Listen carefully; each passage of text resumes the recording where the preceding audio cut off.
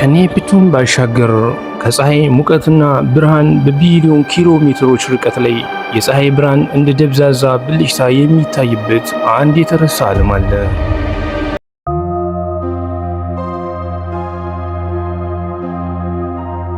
ለብዙ አስርት ዓመታት ይህችን ዓለም የፀሐይ ስርዓታችን ዘጠነኛዋ ፕላኔት ብለን ጠርተናት ነበር። ከዚያ ግን በፈረንጆቹ 2006 የሰው ልጅ ያንን ስምና ማዕረግ በድንገት ነጠቃት። ነገር ግን የፕሉቶ ታሪክ በዚያ አበቃ ማለት አይደለም። ምክንያቱም ከዓመታት ጉዞ በኋላ በመጨረሻ ወደዚህ ትንሽ ዓለም ስንደርስ ማንም ያልጠበቀውንና ሳይንቲስቶችን ያስደነገጠ አዲስ ምስጢር አገኘን።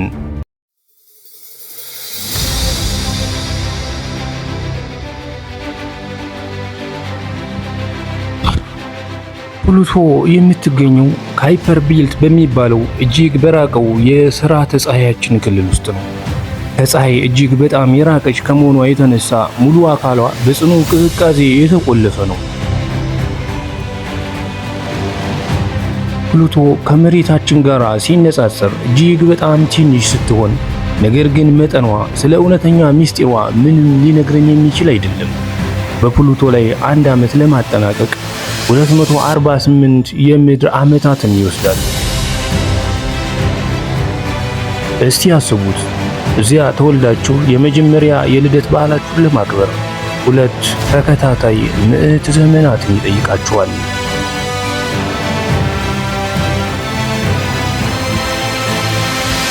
ነገር ግን ፕሉቶ ሌላ ሕያው ምስጢር አላት። እንደ ሌሎች 8 ፕላኔቶች በስርዓትና በትክክለኛ ክብ ምህዋር በፀሐይ ዙሪያ አትዞርም። ዙረቷ የተዛባ ረጅምና ባላንስ የሌለው ነው። አንዳንድ ጊዜ ፕሉቶ ከኔፕቱን ይልቅ ወደ ፀሐይ በጣም ቀርባ የምትገኝበት ጊዜ አለ። ይህ የምህዋሯ መዛባት ምክንያት ነው።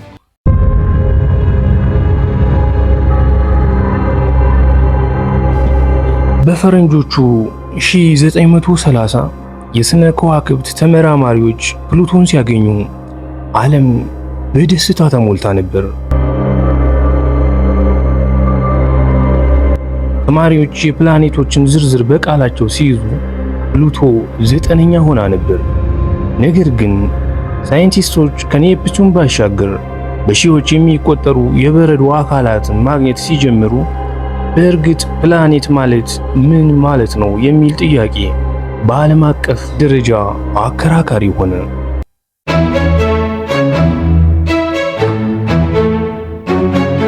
በ2006 የዓለም አቀፉ አስትሮኖሚ ህብረት አዲስ መመዘኛ ወጣ። በዚህም መሰረት ፕሉቶ ድዋርፍ ፕላኔት ወይም ድንክ ፕላኔት ተብላ ተመደበች።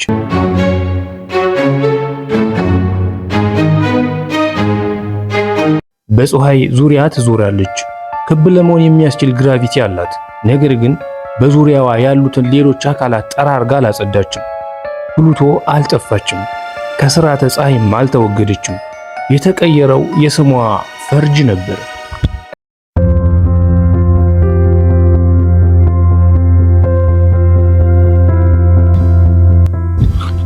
ነገር ግን አንድ ትልቅ ችግር ነበር። እስከዚያች ሰዓት ድረስ የሰው ልጅ ፕሉቶን በእውነተኛ ቅርጿ አይቷት አያውቅም። ከምድር ሆነን በግዙፍ ቴሌስኮፖች ስንመለከታት ደብዛዛ የብርሃን ነጥብ ብቻ ነበረች። ስለዚህም የሰው ልጅ አንድ ድንቅ የጠፈር መንኮራኩር ሰራ። ስሟም ኒው ሆራይዘንስ ተባለ።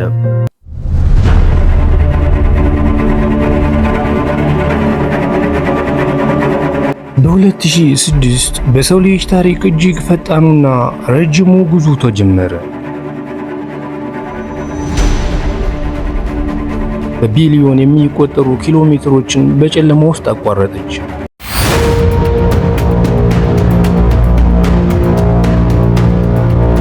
ለ10 ዓመታት ያህል ፕሉቶ በሩቅ ያለች ብዥ ያለች ነጥብ ሆና ቆየች።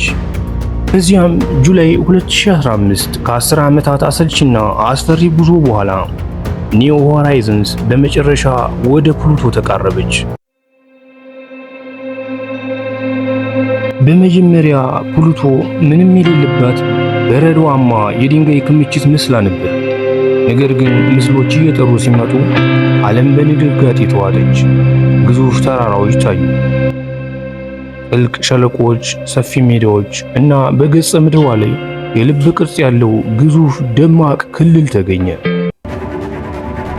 ሳይንቲስቶች ይህን የልብ ቅርጽ ያለው ቦታ ለፕሉቶ ግኝት ባለቤት መታሰቢያ ኮምባክ ሬጂዮ ብለው ጠሩት። ነገር ግን ይህ የልብ ቅርጽ አዲስ ምስጢር መጀመሪያ ብቻ ነበር። ምክንያቱም ከበረዶው በታች ማንም ያላሰበው ነገር ተሸሽጎ ነበርና። ይህ የፕሉቶ ልብ ውብ ብቻ አይደለም። ትልቁ ክፍሉ ስፑትኒክ ፕላኔሺያ በመባል የሚታወቅ ግዙፍ ሜዳ ነው። ይህ ሜዳ የተሸፈነው በወፍራም ናይትሮጅን በረዶ ነው። እናም እዚህ ጋራ ነው ፕሉቶ ሁላችንንም ያስደነቀችው። የፕሉቶ ገጸ ምድር የሞተና የማይቀየር በረዶ አይደለም። በረዶዎች ይንቀሳቀሳሉ፣ የበረዶ ወንዞች ይፈሳሉ፣ የመሬት ገጽታዋ በየጊዜው ይታደሳል።